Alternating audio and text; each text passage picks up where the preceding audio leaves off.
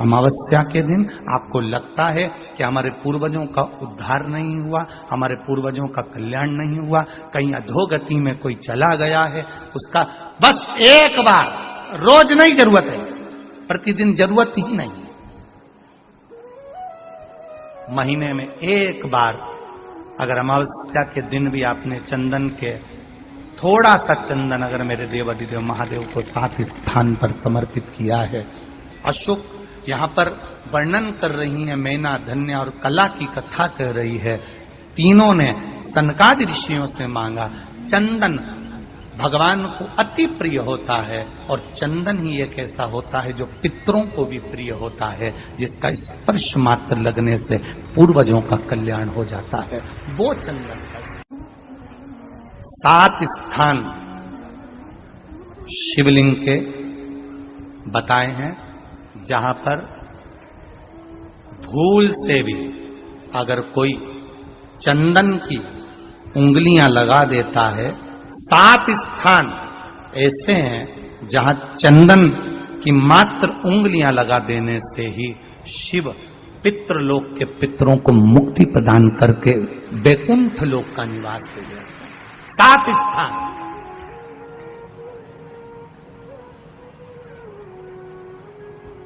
और वो 7 स्थान जो चंदन के बताए गए, पहला भगवान देवाधिदेव महादेव के शिवलिंग पर चंदन का लेपन, समझ लेना जरा बहुत अच्छे से। आपको लगता है स्वप्न में कोई मुर्दे दिख रहे हैं, या कोई जल रहा है, या कोई मर रहा है, या कोई चला गया है, ऐसा भय लगता है। बच्चों को मानी भेजूंगी ऐसा हो जाएगा, पति को मानी भेजूंगी ऐसा हो जाएगा, कोई हमारे कोई गलत तो नहीं कर रहा है, आपको लगता है। 7 स्थान चंदन के बताएं महाराज। पहला शिवलिंग, दूसरा जहां गणेश जी का स्थान है, मालूम है ना सबको, जम के बोलो जरा, मालूम है ना सबको, जहां गणेश जी का स्थान है वहां अलग से गणेश जी बैठे, वहां नहीं। शिवलिंग में जलाधारी के ठीक सामने राइट में गणेश, लेफ्ट में कार्तिकेय, बीच में अशोक सुंदरी। तो पहला चंदन बाबा के शिवलिंग पर, दूसरा गणेश जी पर चंदन की उंगली, तीसरा षडानंद कार्तिकेय पर चंदन की उंगली, चौथा अशोक सुंदरी पर चंदन की उंगली, पांचवा जलाधारी पर चंदन की उंगली, छठा जो शिवलिंग का जल बह रहा है इसके ठीक विपरीत की ओर चंदन की उंगली, और 7वां चंदन नंदी के मस्तक के ऊपर जो 2 सींग लगे रहते हैं उस पर चंदन की उंगली। ये कब लगाई जाती है? या तो अमावस्या के दिन आपको लगता है कि हमारे पूर्वजों का उद्धार नहीं हुआ, हमारे पूर्वजों का कल्याण नहीं हुआ, कहीं अधोगति में कोई चला गया है, उसका बस एक बार, रोज नहीं जरूरत है, प्रतिदिन जरूरत ही नहीं, महीने में एक बार अगर अमावस्या के दिन भी आपने चंदन के थोड़ा सा चंदन अगर मेरे देवाधिदेव महादेव को 7 स्थान पर समर्पित किया है। अशोक यहाँ पर वर्णन कर रही है, मैना, धन्य और कला की कथा कह रही है। तीनों ने सनकादि ऋषियों से मांगा।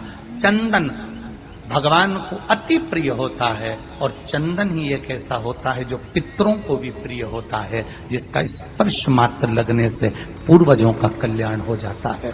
वो चंदन का। आपके घर में पितृ दोष है, आपको ऐसा महसूस होता है, आपको लगता है,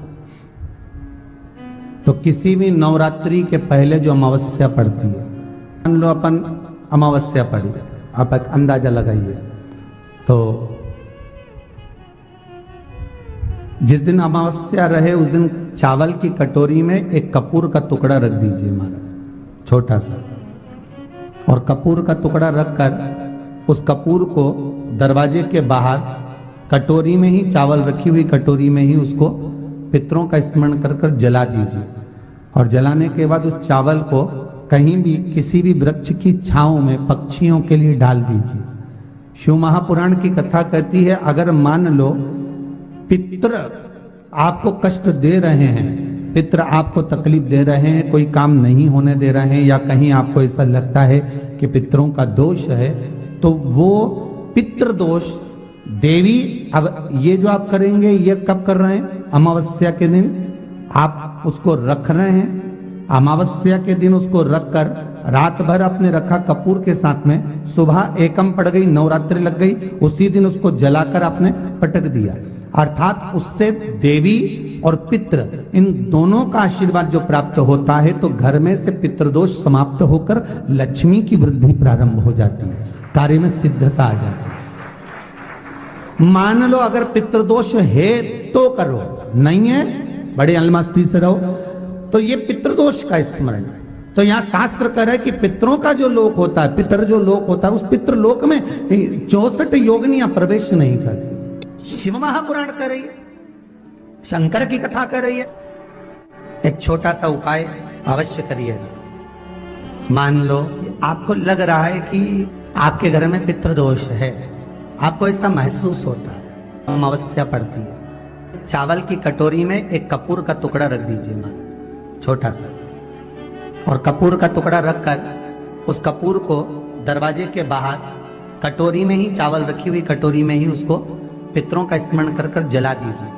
और जलाने के बाद उस चावल को कहीं भी किसी भी वृक्ष की छांव में पक्षियों के लिए डाल दीजिए। शिव महापुराण की कथा कहती है, अगर मान लो पितृ आपको कष्ट दे रहे हैं, पितृ आपको तकलीफ दे रहे हैं, कोई काम नहीं होने दे रहे हैं, या कहीं आपको ऐसा लगता है कि पितरों का दोष है, तो वो पितृदोष देवी, अब ये जो आप करेंगे ये कब कर रहे हैं? अमावस्या के दिन आप उसको रख रहे हैं। अमावस्या के दिन उसको रखकर रात भर आपने रखा कपूर के साथ में, सुबह एकम पड़ गई, उसी दिन उसको जलाकर आपने पटक दिया।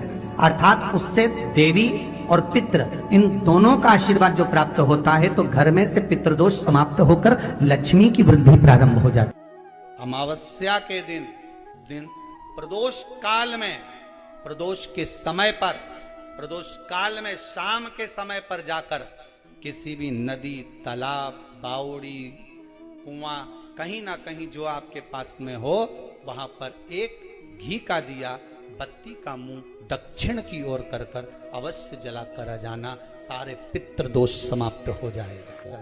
अगर नदी, तालाब, बावड़ी, कुआं नहीं है तो पीपल का वृक्ष हो या बेलपत्री का वृक्ष हो या बट का वृक्ष हो, उसके नीचे लगा दो प्रदोष काल में। पर अमावस्या के दिन लगाएं जरूर। क्यों?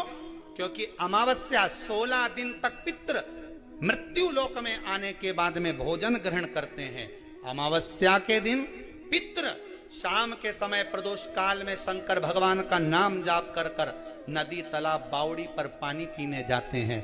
वहां से जल का आचमन कर कर पितृ अपने लोक को चले जाते हैं प्रदोष काल के समय पर। इसलिए प्रदोष काल में जलाशय के पास में बावड़ी, कुआं, नदी, तालाब के किनारे पर दिया लगाया जाता है दक्षिण की ओर मुख कर कर बत्ती का, तो पितृ आशीर्वाद देते हुए जाते हैं कि फलो फूलो, आगे बढ़ो, उन्नति करो, तरक्की करो। ये पितरों का आशीर्वाद रहता है, पितरों का वर रहता है। आप देंगे, कुछ करा ना करा, फिर अमावस्या के दिन उस दिन दिया दक्षिण की ओर बाती का मुख कर कर। 7 स्थान ऐसे हैं जहां चंदन की मात्र उंगलियां लगा देने से ही शिव पितृलोक के पितरों को मुक्ति प्रदान करके बैकुंठ लोक का निवास देते हैं। 7 स्थान, और वो 7 स्थान जो चंदन के बताए गए, पहला भगवान देवाधिदेव महादेव के शिवलिंग पर चंदन का लेपन। समझ लेना जरा बहुत अच्छे से। आपको लगता है स्वप्न में कोई मुर्दे दिख रहे हैं, या कोई जल रहा है, या कोई मर रहा है, या कोई चला गया है, ऐसा भय लगता है, बच्चों को मानी भेजूंगी ऐसा हो जाएगा। जिनके यहाँ पितृदोष होता है, काल सर्प दोष होता है, वास्तु दोष होता है, उनको ज्यादा कुछ नहीं करना होना।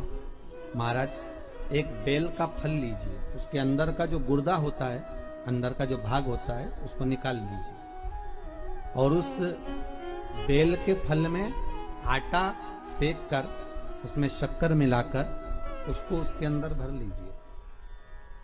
अमावस्या के दिन सुबह 10 बजे से पहले उसको अपने घर में घुमाने के बाद में जिसको काल सर्प दोष बताया है, पितृदोष बताया है, या वास्तु दोष का स्मरण बताया है, घर में सब दूर घुमाकर अपने परिवार का हाथ का स्पर्श कराकर पीपल के पेड़ के नीचे तक खड्डा खोदकर उस बेलपत्र के उस फल को दाब दीजिए। महाराज केवल एक अमावस्या करना रहता है, पितरों के दोष से मुक्ति मिलती है और हमारे घर के कार्य सफल होना प्रारंभ हो जाता है।